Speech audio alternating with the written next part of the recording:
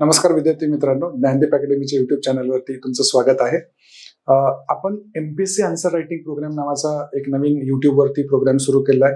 2 महिन्यांपासून आपण regularly UPSC answer writing programme हा करतोय.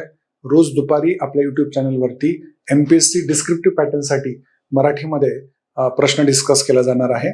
तर त्या प्रश्नाचं उत्तर कसं असावं, त्याचं स्ट्रक्चर कसं असावं, इंट्रोडक्शन कसं असलं पाहिजे, बॉडीमध्ये काय असलं पाहिजे, कन्क्लुजन कसं केलं पाहिजे, अशा क्वेश्चनचं स्ट्रक्चर GS1 आणि 4 पर्यंत सगळे आन्सर्स तुम्हाला द्यायचा प्रयत्न आम्ही याच्यामध्ये करणार आहोत. तर आज जो आपण प्रश्न डिस्कस करणार आहोत तो आहे ग्लोबल वॉर्मिंग वरती. ग्लोबल वॉर्मिंग वरती चर्चा करा आणि जागतिक हवामानावरील त्याचे परिणाम नमूद करा. आता डिस्क्रिप्टिव्ह पॅटर्न मध्ये आपल्याला सवयी कशाची लागली पाहिजे की प्रश्न कधीही एक विचारला जात नाही जसं आपल्या कॉलेजमध्ये व्हायचं. तर एका प्रश्नामध्ये 2 प्रश्न किंवा 3 प्रश्न सुद्धा विचारले जातात. मग इथपर्यंत पहिला प्रश्न आहे की ग्लोबल वॉर्मिंगची चर्चा करा आणि जागतिक हवामानावरील त्याचे परिणाम नमूद करा. दुसरा भाग आहे 1997च्या क्योटो प्रोटोकॉल नुसार हरितगृह वायूंची पातळी खाली आणण्यासाठी नियंत्रण उपाय स्पष्ट करा. आता जेव्हा प्रश्न आपण वाचतो प्रश्नामध्ये 2 गोष्टी आपल्याला कळणं खूप जास्त गरजेचं आहे. फोकस काय आहे आणि लोकस काय. फोकस म्हणजे काय, तर ज्या गोष्टीवरती आपण जास्त फोकस लिहिलं पाहिजे त्याला फोकस असं म्हटलं जातं. म्हणजे प्रश्नाचा मूळ गाभा काय त्याला आपण फोकस असं म्हणतो आणि कमी महत्वाची जी बाब आहे त्याला लोकस असं म्हटलं जातं.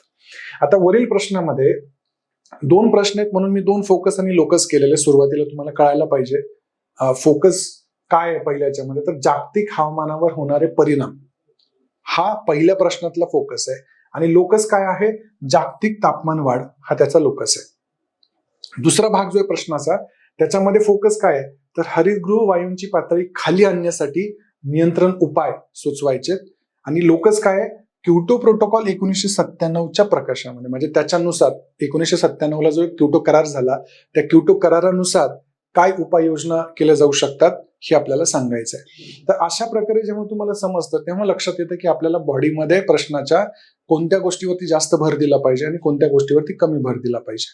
ओके, तर आपण बघूया या प्रश्नाचं इंट्रोडक्शन कसं असेल.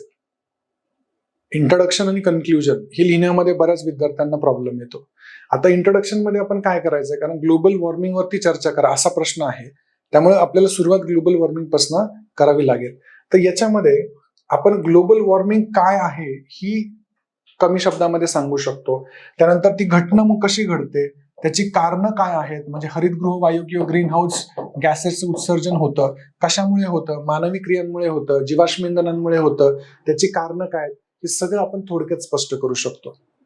जागतिक तापमान वाढीची व्याख्या तुम्हाला सांगावी लागेल. ग्लोबल वॉर्मिंग म्हणजे काय, जागतिक तापमान वाढ, पृथ्वीच्या तापमानामध्ये होणारी वाढ, त्याला जागतिक तापमान वाढ असं म्हटलं जातं. मग ही एक पद्धत असू शकते, पण त्याच्यामध्ये तुम्ही करंटला टच देण्यासाठी अजून एक गोष्ट ऍड करू शकता. Inter governmental panel on climate change या एजन्सीचा एक 6th असेसमेंट रिपोर्ट आलेला आहे. म्हणजे ग्लोबल वॉर्मिंग आणि क्लायमेट चेंजच्या बाबतीमध्ये सर्वोच्च ही संस्था, याचा जर एखादा अहवाल असेल तर तो खूप महत्वाचा असतो. तर या अहवालाचा पण इथं आपण रेफरन्स देऊ शकतो की जागतिक तापमानवाढ होतीये, कारण या अहवालाने सांगितलंय की एकूण 1850 पासून 1.09 डिग्री सेल्सिअस एवढं तापमानामध्ये वाढ आतापर्यंत झालेली आहे. तर प्रश्नाची सुरुवात आपली अशी असली पाहिजे. हे झालं इंट्रोडक्शन. आता बॉडीमध्ये काय असलं पाहिजे. दुसरा भाग काय होता आपला प्रश्नाचा, की जागतिक हवामानावर काय परिणाम होतात. मग परिणाम आपण इथं बघतोय. पहिला आहे बर्फ वितळणं, त्यानंतर हिमनद्या गायब होणं, ग्लेशियर्स म्हणतात बघा, ग्लेशियर्स मेल्ट होतात. ध्रुवावरती जो बर्फ आहे तो हळूहळू वितळत चाललेला आहे कारण तापमान वाढतंय. हा सगळ्यात मोठा परिणाम आहे. हे झाल्यामुळे काय होणार आहे, हे पाणी कुठे तर जाणार आहे, महासागरांमध्ये, समुद्रामध्ये जाणार आहे. मग काय होत आहे, समुद्रांची वाढती पातळी, समुद्रांची पातळी वाढल्यामुळे काय होणार आहे, किनारपट्टीवरचे पूर येणार आहेत, कोस्टल फ्लड्स समस्या निर्माण होणार आहे. त्यानंतर प्रबळ खडक जे असतात, प्रबळ भित्तिके जे असतात, कोरल रीफ्स ज्याला म्हणतो आपण, त्यांचा हळूहळू ऱ्हास व्हायला लागेल, नुकसान व्हायला लागेल. त्याच्यामुळे काय होतं, सागरी जीवनावरती परिणाम पडू शकतो. पाण्यामध्ये जी जैवविविधता आहे ती हळूहळू नष्ट व्हायला लागू शकते. त्यानंतर तीव्र हवामान परिस्थिती निर्माण होऊ शकतात. अति जास्त पाऊस, खूप जास्त दुष्काळ, थंडी, हॉट वेव्स किंवा कोल्ड वेव्स या निर्माण होऊ शकतात.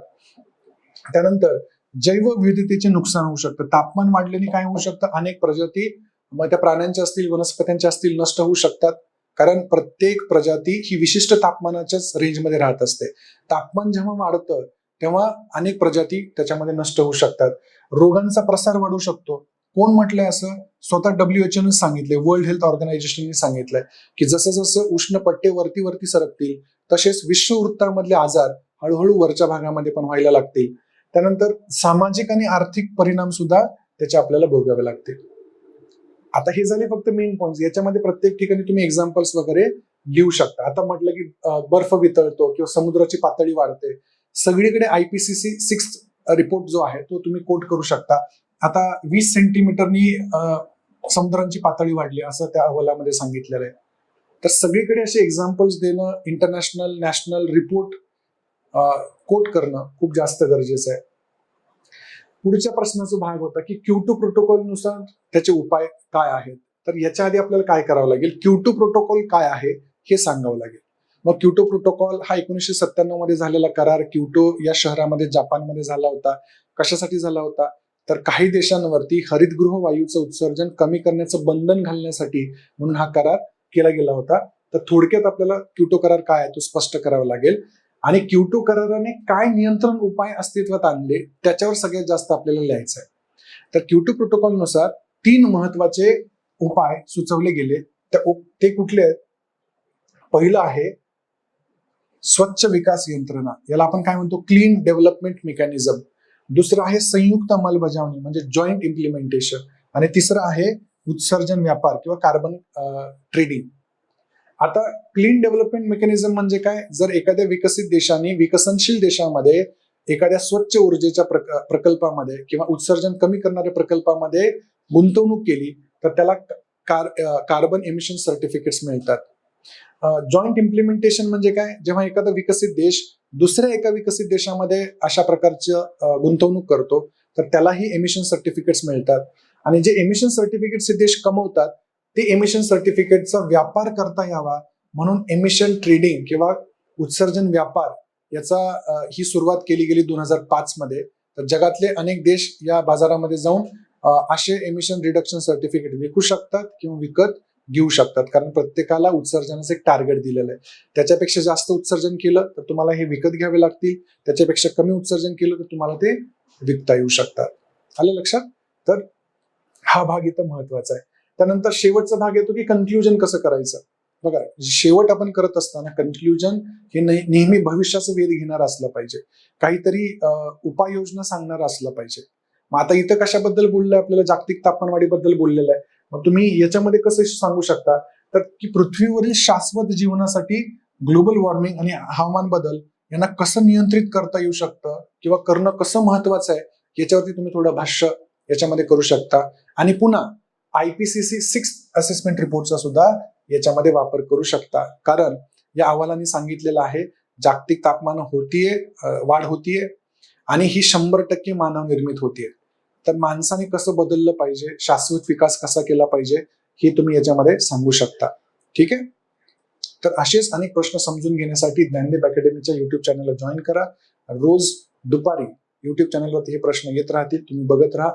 आणि तुमच्या काही प्रतिक्रिया असतील तर आमच्यापर्यंत नक्की पोहोचवा. Thank you. Have a nice day.